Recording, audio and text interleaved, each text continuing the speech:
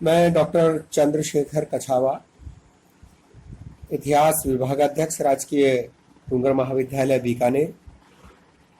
इतिहास विषय के प्रति छात्रों में किस प्रकार रुचि जागृत हो, इस पर मैं आज चर्चा करना चाहूँगा कि इतिहास विषय की वर्तमान समय में, वर्तमान संदर्भ में क्या उपयोगिता है और इतिहास विषय अपने आप में बहुत महत्वपूर्ण है।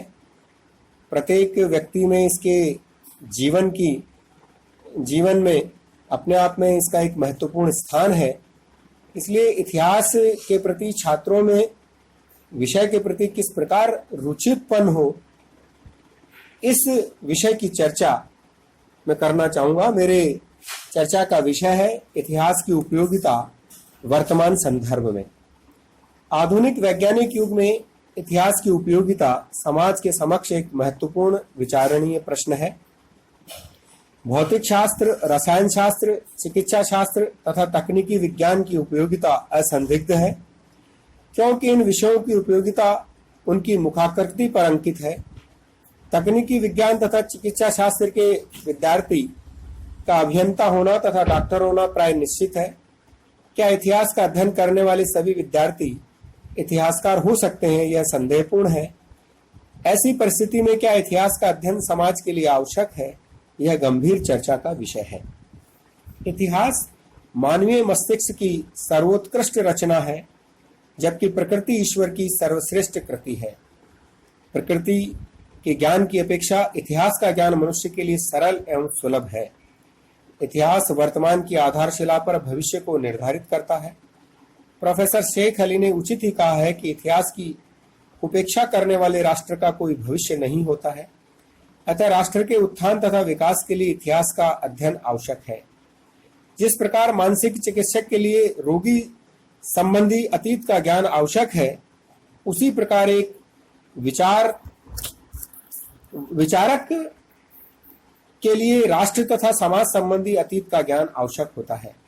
इतिहास की असीम उपयोगिता के बाद भी प्राय छात्रों में इतिहास संबंधी अनेक भ्रांतियां पाई जाती है, जैसे हिस्ट्री ज्योग्राफी बड़ी बेवफा, रात को रटी सुबह सफा, कॉलेज जाओ सर खफा, कॉपी खोलो नंबर सफा। हिस्ट्री में तारीखों और घटनाओं के सिवाय है ही क्या, मैं तो रट नहीं सकता, गड़े मुर्दे उखाड़ते रहो, मैंने तो कभी इसलिए यह सब्जेक्ट ही नहीं लिया। इस प्रकार की धारणाएं छात्रों में बनी हैं।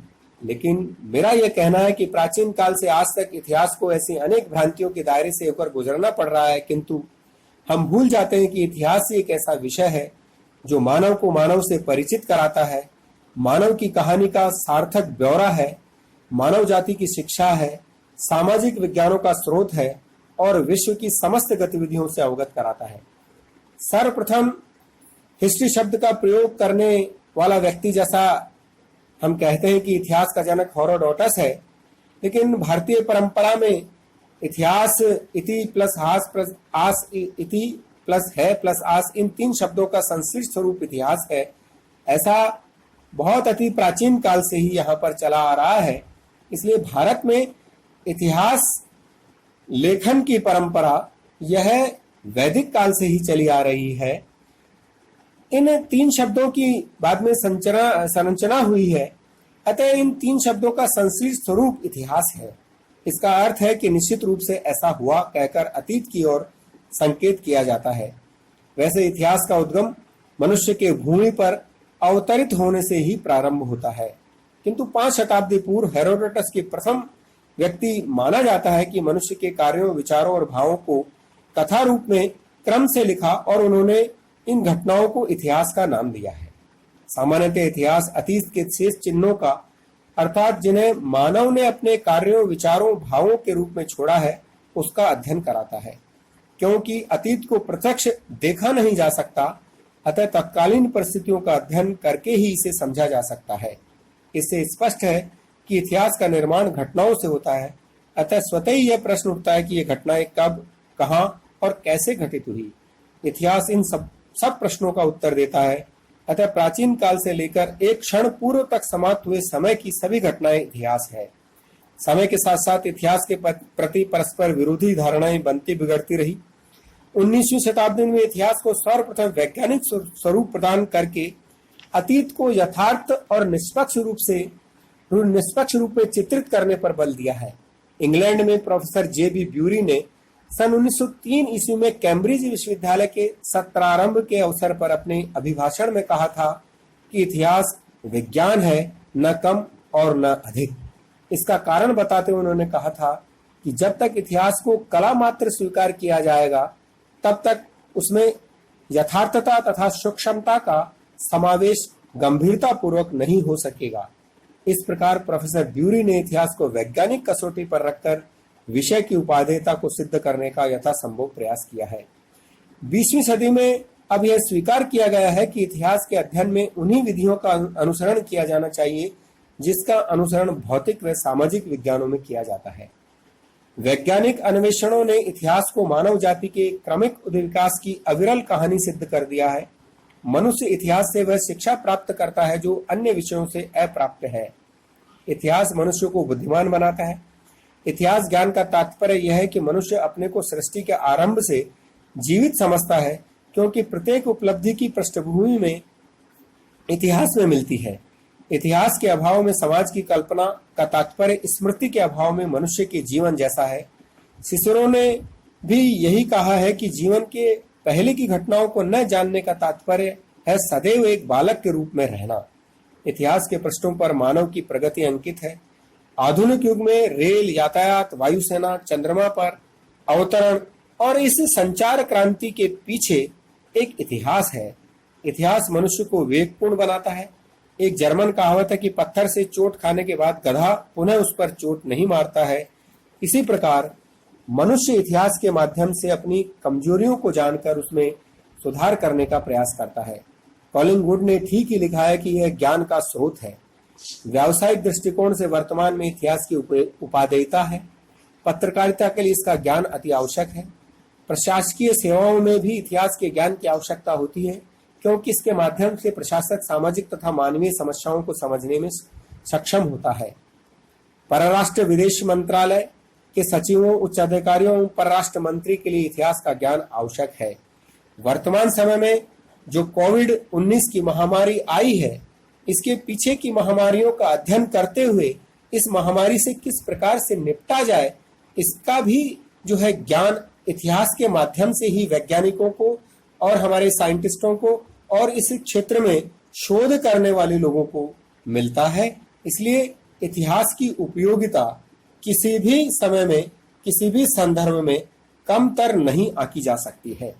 इतिहास विषय का अध्ययन इसलिए नहीं कराया जाता है कि अतीत के गौरव की पुनरावृत्ति हो, वरन इसलिए कराया जाता है कि छात्र को अपने पूर्वजों के संघर्ष और उपलब्धियों का ज्ञान हो सके और राष्ट्रीयता, अंतर्राष्ट्रीयता और मानव का विकास हो सके तथा विभिन्न राष्ट्रों की राजनीतिक, सामाजिक और सांस्कृतिक स्थितियों को निष्पक्ष रूप से उसके समक्ष प्रस्तुत किया जा सके, ताकि उसका निरीक्षण, परीक्षण हो सके तथा उलझे प्रश्नों को सुलझा सके, उसके व्यक्तित्व और चरित्र का निर्माण हो सके।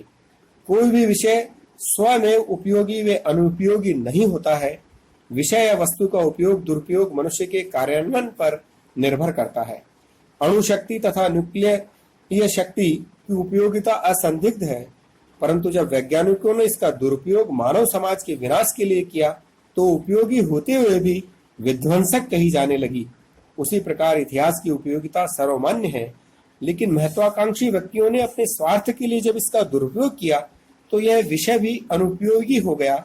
इतिहास की अनेक घटनाएं यह प्रमाणित करती है कि कुछ लोगों ने अपने स्वार्थ के लिए वर्तमान में इतिहास जैसे उपयोगी विषय का भी दुरुपयोग किया है। ऐसे कुछ उदाहरण हमारे सामने हैं। यहूदियों को इतिहास के माध्यम से पढ़ाया जाता था कि अरब उसके सबसे बड़े शत्रु हैं। दूसरी तरफ अरब नवयुवकों को इतिहास से यही शिक्षा मिलती थी कि यहूदी उसके बड़े शत्रु हैं। इस प्रकार से इतिहास का अध्ययन अरब तथा यहूदियों के लिए घातक था। इसी प्रकार कुछ स्वार्थी तत्वों ने भारत पाकिस्तान की स्थायी शांति में इतिहास को बाधक माना है। 1947 के बाद पाकिस्तान द्वारा कश्मीर पर आक्रमण, 1965 तथा 1971 में भारत पाक युद्धों के कारण उत्पन्न प्रतिशोध तथा प्रतिस्पर्धा की भावना को समाप्त करना सरल नहीं है। यहाँ महत्वाकांक्षी व स्वार्थी व्यक्तियों द्वारा इतिहास की गलत व्याख्या की गई है। वे लोग यह भूल जाते हैं कि मानव समाज के विकास के लिए इतिहास का अध्ययन अति आवश्यक है।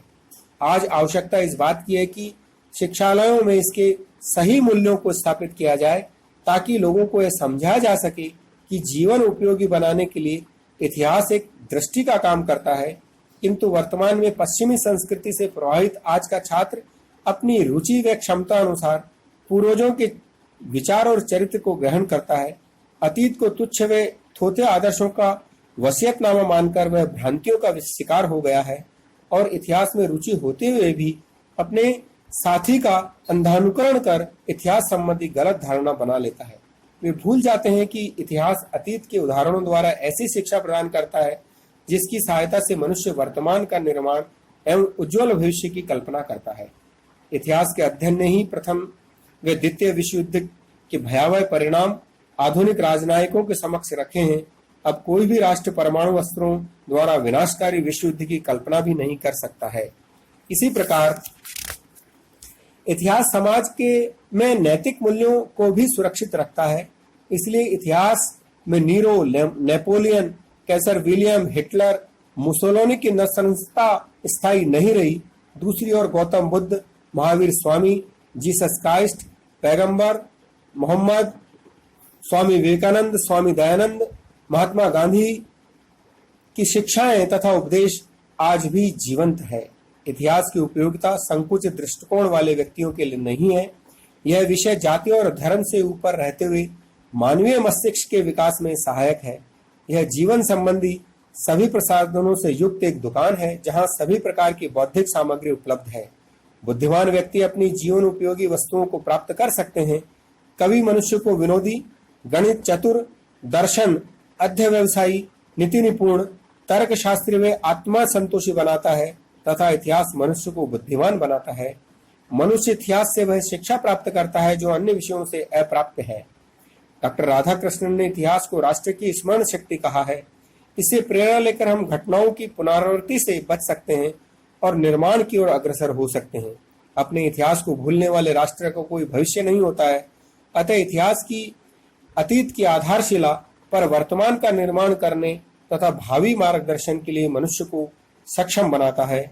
आवश्यकता इतिहास के अध्ययन के लिए एकाग्रता और अंतर्दृष्टि की है, तभी इतिहास को वर्तमान संदर्भ में अति उपयोगी बनाया जा सकता है। धन्यवाद।